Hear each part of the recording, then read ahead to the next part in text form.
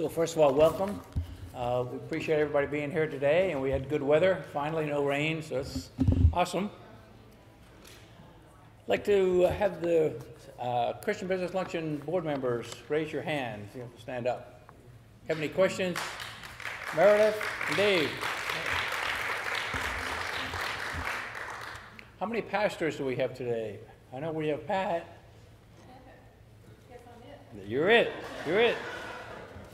Also, I'd like to recognize Mary Ellen and Market Street Cafe for feeding us great food. And of course, Janetta does a great job. I don't know if anybody's been to the website recently. Yeah, the videos are awesome. And also, Mr. Greg Sipe up there at the booth for all he does for us every month. For those that don't know, Greg's the pastor here at Church 137, and he's let us stay here for the past year and a half with Lone Star College shut down, so we want to thank him for sure. Okay, the second Tuesdays of every month is when we have our CBL meetings. Most of you know that. First of all, how many new people we have, first-time visitors? Oh, we have a few today. Very good, very good. Thanks for coming. We will meet here next month again, and then in September we'll start back at Lone Star College. They were closed down for COVID. Here comes the mayor. Actually, he's the chamber, the mayor of the chamber. Hey, man, hey, Bruce. And so we do not charge for lunch, but if anybody feels led to leave a donation, we'd appreciate that. There's bowls on the table and there's QR codes if you want to do it online. We really appreciate that. So next month, we have a special treat. Anybody has not seen Hank and the Kingdom Dog, you need to come, and anybody who has seen it will come. He's awesome, and he told me that he's changed up the routine. I've seen it about 5 or 6 times over the years, but he's changed it up a little bit, so it'll be a little bit different, and it's just awesome. He does a great job. Bring the kids, bring neighbors' kids, you know, aunts and uncles' kids, whatever. And then in September, Barry Hart, the executive director of TEAM, will be speaking. Again, that'll be at Lone Star. And then, we're not sure of the month yet, but Joan Murray of Joan Murray Ministries will be speaking, and she is just awesome. So we will let you know when she's going to be speaking. Okay, I'm looking forward to introducing Jackie. I call her Jackie Barnes. I can't get used to put the younger after it, Robert. I'm sorry. I've just known her since Jackie Barnes. Jackie Barnes Younger. First time I met her, she was speaking. Actually, she was leading the Chamber of Commerce luncheon. It had a bunch of people there, and I was really impressed with her presence up on the stage. And she made the luncheon fun. It was really fun and informative. So that was my introduction to her. And since then, I've heard her a few more times, and she always does that. She was born and raised in Harrisonburg, Virginia. She grew up around Mennonites and learned to respect their beliefs and character, and I would echo that. A lot of experience with them as well. And she remembers one of her Sunday school teachers at a small Methodist church, instilling her with a heart for God and teaching her that God had a heart for her. She moved to Texas, yes, in 1986, where she has devoted most of her professional career to serving seniors by working in hospitals, hospice, and senior living. She loves Tomball, where she was blessed to serve as the chair of the Greater Tomball Chamber of Commerce, and we had a little back and forth when we were doing the bios and you know, how this was going to work today. And Jackie said, "There's a typo you have in there. It's the Great Tomball area instead of Greater." And I should have left it as Great because Tomball Chamber is great. And Bruce, close your ears. Bruce and his team do a great job here in Tomball, so we appreciate that. She holds a bachelor's and a master's degree in social work, as well as a master's degree in business administration. She and Robert were married for 10 years.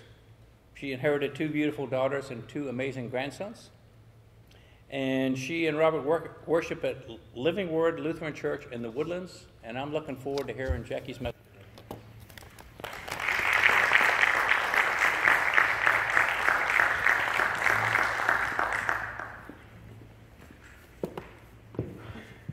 Howdy.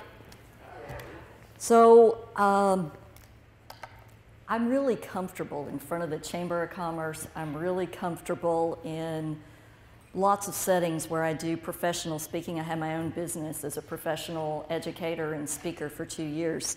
And this is a different topic when I'm asked to talk about my faith journey.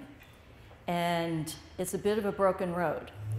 So normally I speak a little more extemporaneously, but due to the, I think, emotional content of this, I've got more notes than usual. So my parents wanted to have a baseball team of children. They wanted 9 children. They tried for 19 years, never got pregnant.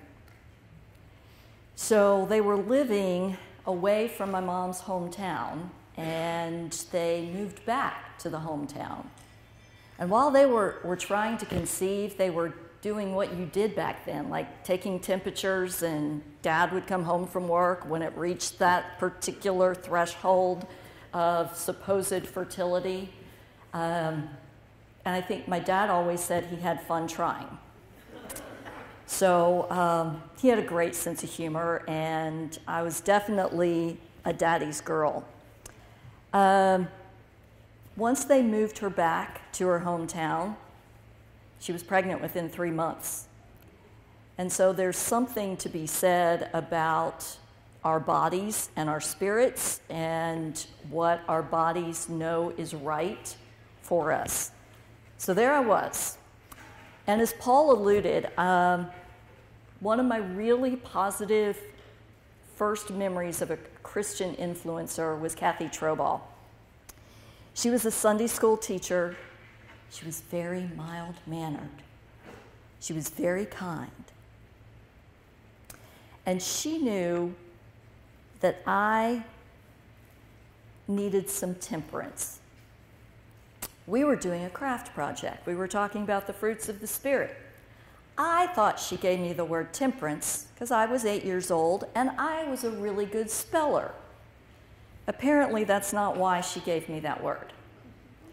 I think my character traits as an 8-year-old, a sassy 8-year-old, probably had more to do with her wanting me to make that sign. And she gave each of us different products to create our words. We had Elmer's glue, and she gave me the tiniest little teeny stones to spell out temperance. I think back, and I kept that piece of paper and the word temperance in my room until I left when I got married. It was a powerful lesson, and that I can still use some opportunity to improve on. But that has stuck with me. We lived in a primarily old order Mennonite community. And we weren't really in the horse and buggy part, but that was pretty close by. And I was the only non-Mennonite kid in our subdivision at that time. So I was the cool kid. I had a TV, and I had a trampoline, and I had lots of stuff that the only children had. So I learned a lot from them. I went to Bible school at the Mennonite Bible School, and it gave me such an appreciation for their love, their devotion, their work ethic. I don't think you're going to find a work ethic stronger than a Mennonite farmer tilling the land. And so I learned so much from those characters, and also my dad on a work ethic. My dad was a really successful mechanical engineer, and so we were better off than most of the families in our neighborhood. And he was really a smart guy. And I told you I was a daddy's girl, so you're going to hear a little more about Dad. He designed and manufactured the first fully automated heart-lung machine for Johns Hopkins University in coordination with Dr. Denton Cooley. He was smart. He had degrees from 3 universities. He had patents on multiple coronary perfusion units. And I grew up watching slides of him operating that. So he wasn't operating as the physician, but he was the guy who knew how to run the machine. And so I think that's kind of what sparked with me in healthcare and helping people. So it was kind of odd, I think, when we'd invite people over to watch slides of my dad doing open heart surgery. But it just makes me really proud to have been able to live in the house with that man who adored me and who worked really hard to get me to be a good student. And I was, until I got to college. I was a computer science major to start out. And there was a make or break class that they made all the computer science kids take. It was physics. He had a degree in physics. I got a C in physics and was darn grateful. It's the only C I've ever gotten in my whole life. So I wanted to always please my dad. And that was pretty easy. Pleasing my mother, that was a horse of a different color.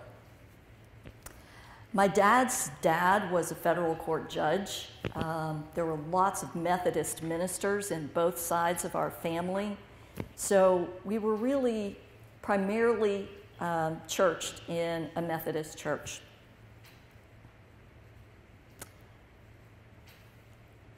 And I think Kathy realized that I could use some honing on not portraying myself as the kid who had more than most. And I'm really grateful to her for that. And I think that maybe she was the first person to plant a seed of me being a social worker, because she really taught me to put others before myself. My mom's side of the family, it's a different story. My grandfather worked for the highway department, and my mama, well, her job was to love people and love animals. And Robert can tell you that I'm pretty good at loving people, and I'm better at loving animals since we have 4 cats and 3 dogs in the house. And God bless him for bearing with me for that. So on my mom's side of the family, to this day, I am still the only person in her entire family tree to graduate from college. There wasn't an opportunity for that side of the family. That's being broken this month. I have a cousin's daughter who will finally be graduating from a 4-year college. So that tells you kind of the disparity of the lifestyle my dad led and the lifestyle that my mom led. And it was just really an odd combination. And it worked. So I mentioned that physics thing. So I lived at home during college. During my sophomore year of college, my dad was diagnosed with lung cancer. I was a daddy's girl. Hit me hard. I was not a rebel rouser, but I did drink more than my share of beer and stayed out later than I should have. And that made my mom nuts. She had a thing about knowing where I was. Remember, there were no cell phones back then. And where Dad was at all times. The night she called every frat house on Greek Road to find me was a memory I will never forget. Both from the guys who answered the phone at the frat house and from my mother's attitude when I got home. But in that physics class, my dad wasn't the only helper. There was a nice young man sat beside me. It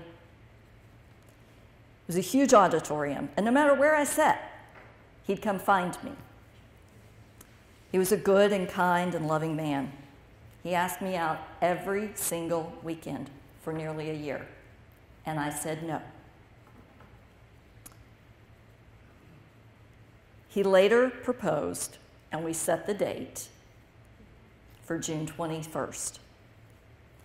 My dad passed away that year in January, so my grandfather walked me down the aisle. We got married at 22, you know, because we're really super smart then, and we really know what we want and need in life, right? Where the heck was Kathy Tomball then? He got a job with Texas Instruments. Well, in Texas. That ripped my mom's heart out. She'd lost my dad in January. I graduated in college in May. I moved to Texas in June. His family was Catholic and Italian.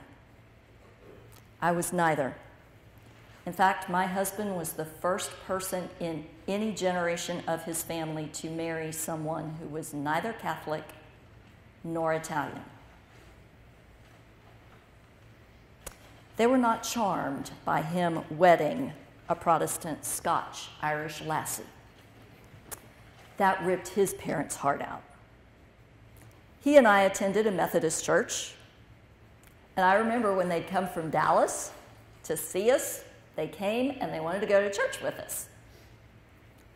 So we went to the Catholic church that we'd never set foot in before, pretending that we knew everybody and were very comfortable there. So after the service, his mom asked me where the ladies' room was. I didn't know. We were busted. That relationship ended in divorce in large part due to some really poor choices I made in that relationship. And those poor choices led to my marriage to my second husband. He became abusive in multiple ways. It was an extraordinarily dark season for me. It was a season when I was the chair of the Chamber of Commerce. Bruce Hillegeist and that mission and the people who loved me through that season, they're not just about growing businesses, they're about loving people. And I'll be eternally grateful for that season of my life.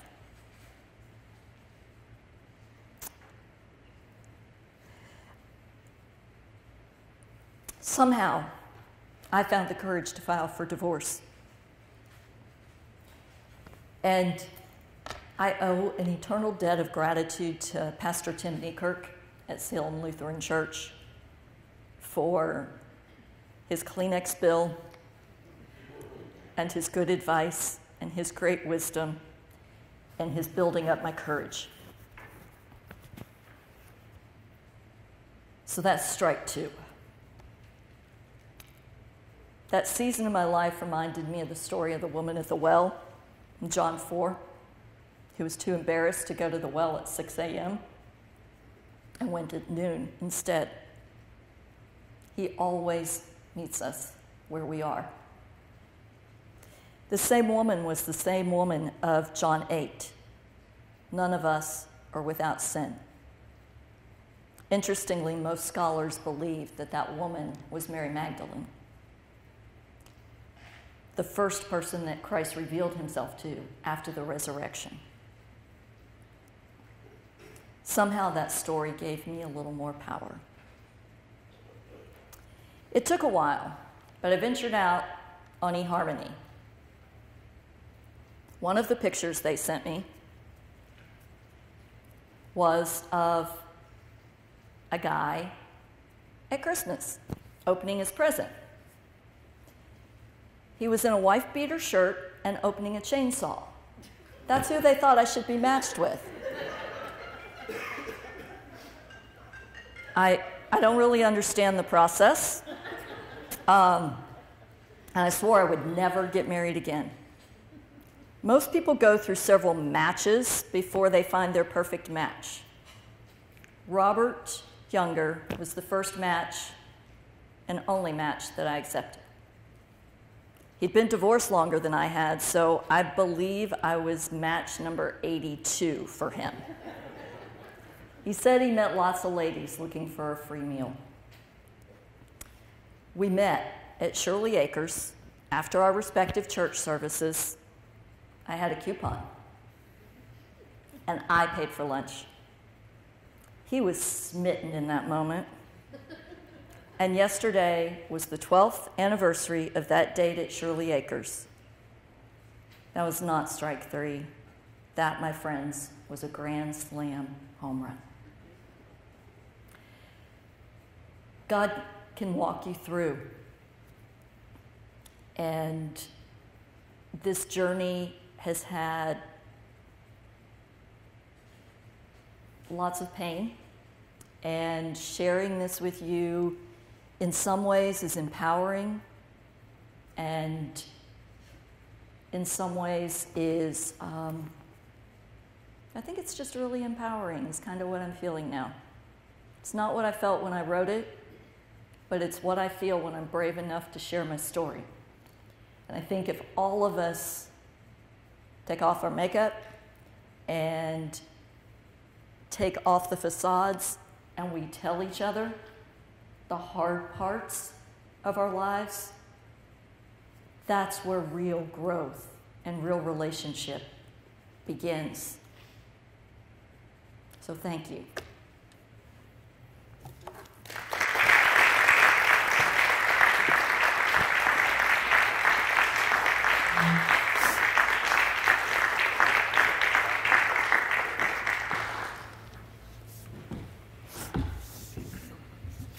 Thank you, Jackie. That was great.